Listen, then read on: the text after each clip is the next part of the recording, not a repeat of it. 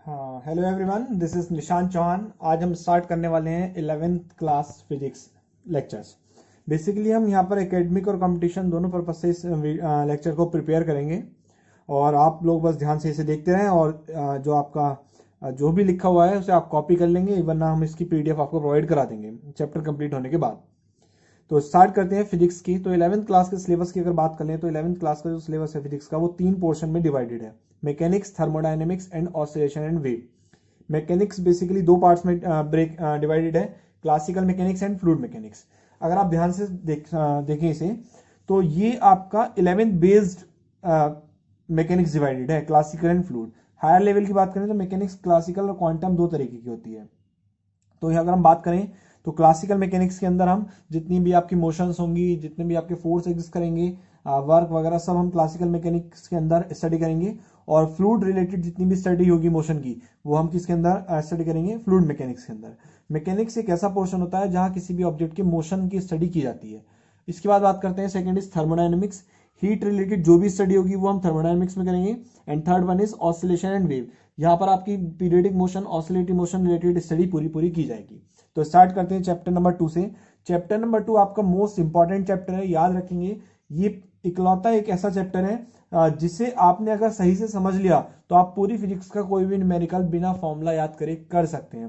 Competition purpose से the most most most important NEET exam में एक प्रॉब्लम इस चैप्टर से हर बार आती है, चाहे वो डायमेंशन पे रिलेटेड हो, चाहे वो एरर से रिलेटेड हो, चाहे वो आपकी यूनिट बेस्ड हो। ठीक है, तो हम स्टार्ट करते हैं चैप्टर नंबर 2 आपका यूनिट एंड डायमेंशन। तो सबसे पहले अगर हम इसमें बात करें तो यूनिट सिस्टम की बात कर लेते हैं। तो यूनिट सिस्टम को बेसिकली हमने देखा यहाँ पे क्या 4 कैटेगरी में डिवाइडेड करा गया है: MKS, CGS, FPS and SI. MKS metre kilogram second, CGS centimetre gram second and FPS foot pound second. And the fourth one is SI, international system of units. इसे हम बाद में डिस्कस करेंगे, पहले हम इनकी बात कर लेते हैं। नॉर्मली क्या होता है, डिफरेंट डिफरेंट थिंग्स को मेजर करने के लिए डिफरेंट डिफरेंट यूनिट्स की जरूरत पड़ती है। ऐसा कभी नहीं होता होगा कि आप मार्केट गए और मार्केट सपोज करो आपको शुगर लेनी है तो आप जाकर वहां पे कहते हैं कि 2 शुगर दे दो, 2 शुगर दे दो, 3 शुगर दे दो। ऐसा कोई नहीं कहता। हमेशा क्या कहते हैं 2 kg, 3 kg, मतलब क्या पर्टिकुलर यूनिट डिफाइंड होती है। कभी ऐसा भी नहीं कहते होंगे कि 2 ग्राम दे दो या 2 पाउंड दे दो, इस तरीके से नहीं कहते होंगे। तो है क्या, कैटेगरी डिवाइड करी गई है। एमके सिस्टम में मीटर में मेजरमेंट होगा, किलोग्राम में होगा, आपका सेकंड में होगा। सीजीएस में आपका सेंटीमीटर में होगा, ग्राम में होगा और सेकंड में होगा। एफपीएस में आपका फुट में होगा, पाउंड में होगा और सेकंड में होगा। और ऐसा ही आपका इंटरनेशनल सिस्टम ऑफ यूनिट्स आपका एग्जिस्ट करेगा ही करेगा। तो अगर हम बात करें इसमें, हम एक चीज नोटिस कर रहे हैं क्या, स्टार्टिंग के तीनों में सेकंड कॉमन है। That means second is the fundamental unit of time.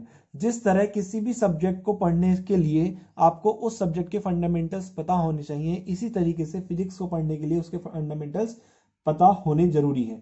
तो अगर हम बात करें फंडामेंटल्स की, जैसे एग्जाम्पल की बात करता हूं, तो एग्जाम्पल आप सपोज करो इंग्लिश पढ़नी है आपको, मैं आपसे कहूं कि भाई इंग्लिश में एक वर्ड लिखो गुड, तो आप लिख देंगे GOOD गुड। तो वो कंडीशन क्या है, आपने क्या करा, डिफरेंट डिफरेंट अल्फाबेट्स का कलेक्शन लिया और एक वर्ड क्रिएट कर दिया, दैट इज गुड। लेकिन वो जो अल्फाबेट्स आपने लिए हैं वो क्या है, उस इंग्लिश लैंग्वेज के फंडामेंटल बेसिक्स हैं।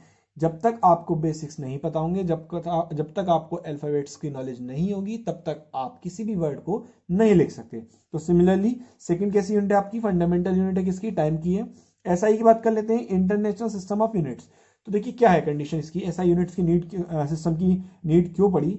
होता क्या है, जब किसी पर्टिकुलर टॉपिक पर डिफरेंट डिफरेंट कंट्रीज के साइंटिस्ट रिसर्च करते हैं तो उस टॉपिक से रिगार्डिंग जितनी भी फंडामेंटल टर्म्स होती हैं उनकी कोई ना कोई यूनिट होती है। आप सपोज करो फोर्स की यूनिट किलोग्राम मीटर पर सेकंड स्क्वायर है, वो एमकेएस सिस्टम में और वो हमारे यहाँ इंडिया में है। लेकिन चाइना में कुछ और हो सकती है, जापान में कुछ और हो सकती है, अमेरिका में कुछ और हो सकती है। तो इस डिफरेंट डिफरेंट कंट्रीज में डिफरेंट डिफरेंट यूनिट ना हो, इसलिए एक पर्टिकुलर यूनिट सिस्टम डिफाइन करा गया, वो था आपका SI, that is international system of units. जैसे अब एग्जाम्पल की बात कर लेते हैं, फोर्स की बात करते हैं।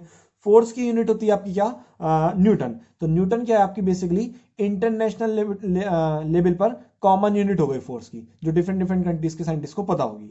आगे बात करते हैं, जैसे अल्फाबेट्स आपके बेसिक हो गए, ऐसे फिजिक्स के अंदर 7 बेसिक टर्म्स होती हैं। मैं वन बाय वन सबको डिफाइन करता हूं। First is length, this is unit is metre, second mass unit is kilogram, time second, electric current unit ampere, thermodynamic temperature unit kelvin, amount of substance unit mole, luminous intensity unit candela. अगर ध्यान से देखें तो side में मैंने इनके symbol लिखे हैं जब आप रिप्रेजेंटेशन करते हैं। मीटर को एम से रिप्रेजेंट करते हैं, kilogram KG, second S, ampere AMP, kelvin K, mole MOL, candela CD. One by one अगर इनको डिफाइन करें तो लेंथ क्या होता है, किन्हीं भी दो पॉइंट्स के बीच की डिस्टेंस होती है वो लेंथ होती है। डेफिनेशन वैसे आपको याद नहीं रखनी है, जनरल नॉलेज के लिए। मास कार्बन 16 एटम के रेस्पेक्ट में कैलकुलेट किया जाता है किसी भी ऑब्जेक्ट का, यूनिट क्या होती है केजी, टाइम की यूनिट क्या होती है सेकंड, करंट क्या होता है चार्ज पर यूनिट टाइम, कितने टाइम में कितना चार्ज फ्लो रहा है वो उसकी इलेक्ट्रिक करंट होगी, यूनिट होगी आपकी एम्पियर, टेम्परेचर की यूनिट क्या होगी आपकी kelvin, amount of substance unit मोल, जो आपने केमिस्ट्री में देखा होगा जब एक्सपेरिमेंट करते हैं तो स्मॉल अमाउंट में किसी भी सब्सटेंस को लेते हैं तो उसकी यूनिट क्या होती है आपकी mole, and the last one is luminous intensity candela. ये आपके लिए नया है तो इंटेंसिटी की यहाँ पर बात कर लेते हैं। सपोज करो आपके रूम में ट्यूबलाइट है, जब वो ट्यूबलाइट ऑन होती है आप उसकी तरफ देखते हैं तो आंखों पर इतना ज्यादा इफेक्ट नहीं पड़ता। अगर मैं क्या करूं, एक लेजर लाइट ऑन करके आपकी आइज की तरफ उसकी डायरेक्शन कर दूं तो वो ज्यादा इफेक्ट डालेगी किस पर, आपकी आइज पर। अब वहीं से इंटेंसिटी अराइज होती है। क्या है इंटेंसिटी को, एक फॉर्मूले बेस पे अगर समझें तो इंटेंसिटी होता है आपका energy emitted per unit area per unit time.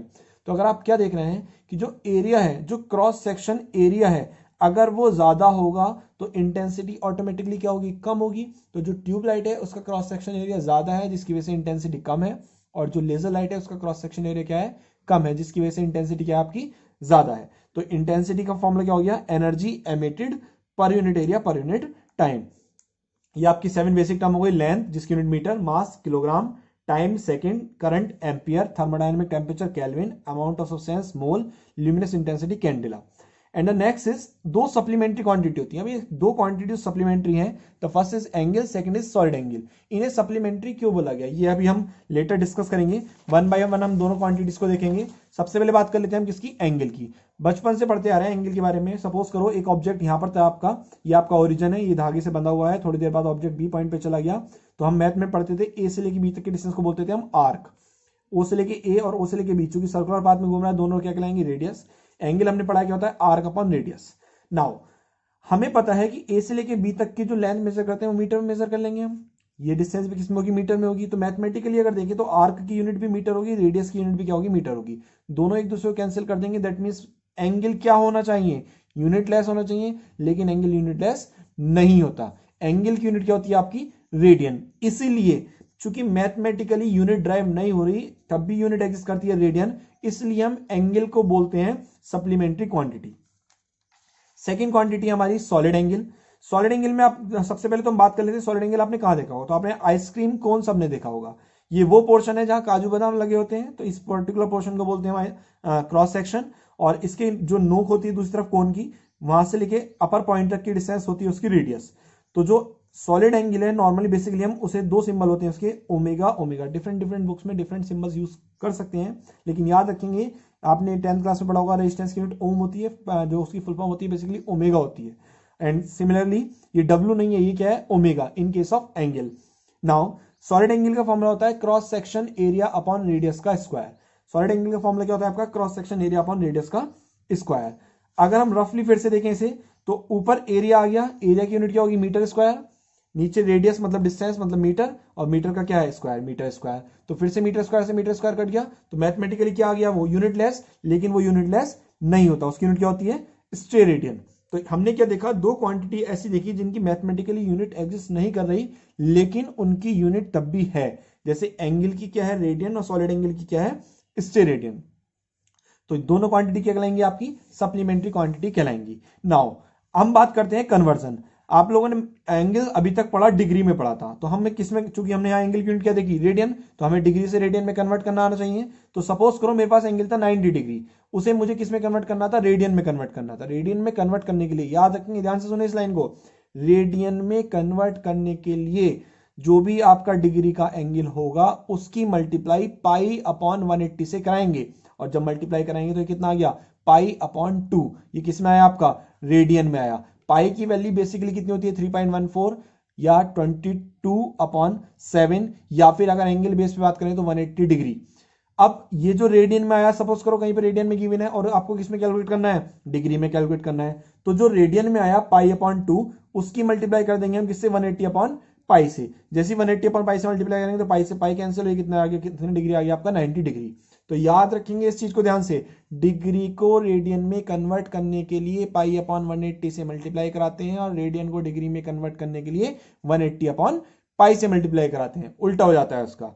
इसमें कोई प्रॉब्लम, एक बार फिर से मैं सब रिवाइज कर देता हूं। हमने स्टार्टिंग करी आज के लेक्चर की कहां से, यूनिट सिस्टम से। यूनिट सिस्टम 4 तरीके के, MKS, CGS, FPS और SI। MKS metre kilogram second, CGS centimetre gram second, FPS foot pound second, SI international system of units. इसके बाद बात कर लेते हैं 7 बेसिक टर्म्स देखी हमने, लेंथ जिसकी यूनिट मीटर होती है, मास जिसकी unit kilogram, time second, electric current ampere, thermodynamic temperature kelvin, amount of substance mole, luminous intensity candela. जो इंटेंसिटी होती है उसकी डेफिनेशन क्या होती है, energy emitted per unit area, energy emitted per unit area per unit time. इसके अलावा इसका एग्जाम्पल कैसे याद रखेंगे, मैंने आपको बताया क्या, ट्यूबलाइट देख लो, लेजर लाइट देख लो। लेजर लाइट का क्रॉस सेक्शन एरिया कम और तो इसकी इंटेंसिटी क्या, ज्यादा। दो सप्लीमेंट्री क्वांटिटी होती है, one is angle and second is solid angle. इन दोनों को हमने भी अलग से डिफाइन करा, कैसे, एंगल को डिफाइन करा हमने पढ़ा था मैथमेटिक्स में, एंगल इक्वल टू क्या होता है, आर्क अपॉन रेडियस। तो आर्क आपकी मीटर में मेजर होगी, रेडियस मीटर में मेजर होगी, तो मैथमेटिकली तो यूनिट लेस आएगा, लेकिन उसकी यूनिट क्या होती है, रेडियन होती है। सेकंड इज सॉलिड एंगल, आपने कौन सबने देखा है, ओमेगा से रिप्रेजेंट करते हैं सॉलिड एंगल को, और कितना हो जाएगा आपका ये, क्रॉस सेक्शन अपॉन रेडियस का square. Cross section metre square चूंकि एरिया है, upon metre square, metre square से मीटर स्क्वायर करिए कितना आ गया, 1, जो यूनिट लेस है। एंड द नेक्स्ट इज, इसकी यूनिट तब भी एग्जिस्ट करी क्या, स्टेरेडियन। तो एंगल और सॉलिड एंगल क्या कहलाए, सप्लीमेंट्री क्वांटिटी। क्यों कहलाए, क्योंकि मैथमेटिकली यूनिट एग्जिस्ट नहीं करती, लेकिन तब भी इनकी यूनिट होती है, एंगल की रेडियन और सॉलिड एंगल की स्टेरेडियन। इसके बाद हमने क्या करा, कन्वर्जन देखा।